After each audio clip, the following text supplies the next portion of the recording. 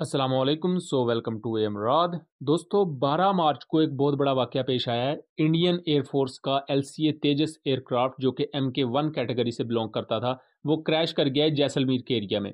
अगर आप जैसलमेर के एरिया को नक्शे में देखें तो ये पाकिस्तानी पंजाब और सिंध के दरमियान का जो बॉर्डर है वहाँ बहुत करीब लगता है, यानी कि पाकिस्तान का सिंध और पंजाब के करीब जो रेगिस्तानी एरिया है वहाँ ये क्रैश हुआ है, उसके नज़दीक इंडियन साइड पर। बहरहाल मैं यहाँ कोई रिवायती तौर पे ये नहीं कहने वाला कि इंडिया का जो तेजस था वो एक फेलियर था या ऑल दैट स्टफ। हम इसका टेक्निकल एनालिसिस करेंगे कि जिस वक्त पर ये क्रैश हुआ है ये क्रैश बहुत ज्यादा अहमियत इख्तियार कर जाता है, और इससे पहले भी एक बहुत बड़ी मुसीबत तेजस प्रोग्राम के लिए खड़ी हुई थी और इस क्रैश ने सोने पर सुहागे का काम किया है। इस वक्त की मालूमात के मुताबिक एक तेजस MK1 एयरक्राफ्ट क्रैश हुआ जैसलमेर में जो कि इंडियन एयरफोर्स के नंबर 18 स्क्वाड्रन का हिस्सा था। अब नंबर 18 स्क्वाड्रन का हिस्सा जैसलमेर के ऊपर नॉर्मली ये फ्लाई करते हैं और उसके अलावा ये टेस्ट एंड वैल्यूएशन के लिए भी यूज किए जाते हैं, और ये FOC वर्जन था, यानी कि ये तेजस एयरक्राफ्ट का वो वर्जन था जिसको जंगी ऑपरेशंस के लिए क्लियर किया गया था इंडियन एयरफोर्स की तरफ से। मैं बताता चलूं कि अभी तक 45 से 50 के दरमियान तेजस एयरक्राफ्ट इंडियन एयरफोर्स का हिस्सा है और उनमें 16 के करीब प्रोटोटाइप्स हैं, और जो प्रोटोटाइप होते हैं वो सिर्फ टेस्टिंग के काम आते हैं, वो जंगी हालात में यूज नहीं किए जाते। 45 में से 16 को निकाल दें तो बाकी कुछ FOC स्टैंडर्ड के उनके पास तेजस मौजूद है। अब इस वक्त इंडियन एयरफोर्स जिस जहाज का इंतजार कर रही थी वो है तेजस MK1A, जो कि आप समझ लें कि पाकिस्तान और चाइना का जो GF-17 ब्लॉक 3 है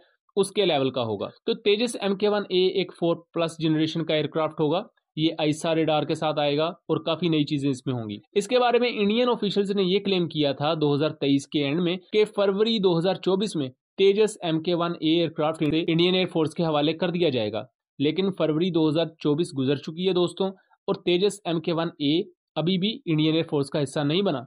अब यहाँ से शकूक शुबहात दोबारा से उठने शुरू हो गए कि क्या तेजस एयरक्राफ्ट में कोई मसले मसाइल हैं, क्या तेजस में टेस्ट एंड एवेल्युएशन का काम डिले किया गया है, या ओवरऑल बहुत से मसले मसाइल हो जाते हैं और ये प्रोजेक्ट्स में होते हैं, ये कोई नई चीज नहीं है। अब ये तमाम चीजें चल रही थी इसी दौरान अब 12 मार्च को, यानी कि फरवरी की डेडलाइन गुजरी है और 12 मार्च को ही एक तेजस MK1 एयरक्राफ्ट क्रैश हो गया। अब आप खुद सोचें कि पहले जो एक डेडलाइन दी गई फरवरी 2024 की कि जो नए तेजस एयरक्राफ्ट होंगे अपग्रेडेड होंगे नई टेक्नोलॉजीज के साथ आएंगे वो फरवरी 2024 में आ जाएंगे बाद, लेकिन अभी फरवरी 2024 गुजरी ही है कि तेजस एयरक्राफ्ट क्रैश कर गया। ये बहुत बड़ा सवालिया निशान पैदा कर रहा है, और इसके पीछे भी एक मिस्ट्री है कि उसी सेम टाइमलाइन पर जब एक डेडलाइन मीट नहीं हो पाई उसी दौरान ही उसके फौरन बाद तेजस एयरक्राफ्ट भी क्रैश हो गया। तो चीजें काफी ज्यादा कॉम्प्लेक्स ही हैं। बहरहाल अच्छी चीज ये है कि पायलट इजेक्ट करने में कामयाब रहा, पायलट की जान बच गई, जो कि अच्छी चीज है। दोस्तों इसके बारे में मैं आपको एक और चीज बता दूं कि recently Indian prime minister Narendra Modi ने भी तेजस एयरक्राफ्ट में सोर्टी भरी थी, यानी तेजस एयरक्राफ्ट में उन्होंने फ्लाई किया और बेसिकली उन्होंने इंडियन एयरफोर्स को ये जेस्चर दिया था, यानी कि जो हमारे मुल्क में बनाया गया एयरक्राफ्ट है ये भी इतना कैपेबल है कि वर्ल्ड क्लास फाइटर्स को कम्पीट कर सके। जबकि इंडियन एयरफोर्स में एक पूरा मकतबा फिक्र है जो ये क्लेम करता है कि हमें MMRCA 2.0 की तरफ चला जाना चाहिए, यानी कि MRFA प्रोग्राम, जिसमें हम दूसरे मुल्क से फाइटर जेट्स खरीद लें 4+ जनरेशन के।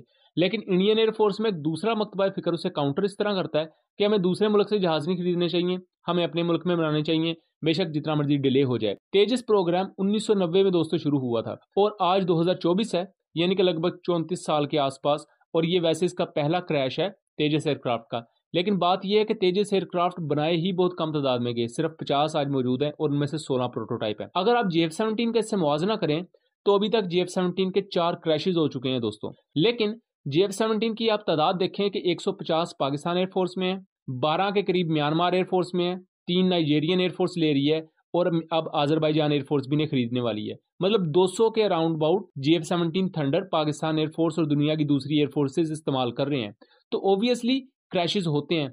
1500 के करीब अब तक F-16 पूरी दुनिया में मिला जुला कर क्रैश हुए हैं। तो कहने का मकसद ये है कि एयरक्राफ्ट वो क्रैश होते हैं जो उड़ते हैं, जिनकी टेस्टिंग हो रही होती है, जिनकी एवेल्युएशन हो रही होती है, जो बाकायदा फ्रंट लाइंस पर मुल्कों को सर्व कर रहे होते हैं। अगर आप जहाज बना के रख लें प्रोटोटाइप फेज में और उसे कहीं किसी डॉक्यूमेंट्री में दिखा दिया और कभी कभार उड़ा लिया तो उसके क्रैश होने के चांसेस कम ही रहेंगे। बहरहाल लेकिन ये जो क्रैश हुआ है कि एक अभी डेडलाइन गुजरी है और उसके फौरन बाद क्रैश हो जाना, ये बहुत ज्यादा मिस्टीरियस है। इसके बारे में अपनी आरा से जरूर आगाह कीजिएगा कि ये क्यों ये क्रैश हुआ है और आपकी इसके बारे में क्या रहेगा। मिलेंगे अगली वीडियो में, तब तक के लिए अल्लाह हाफिज।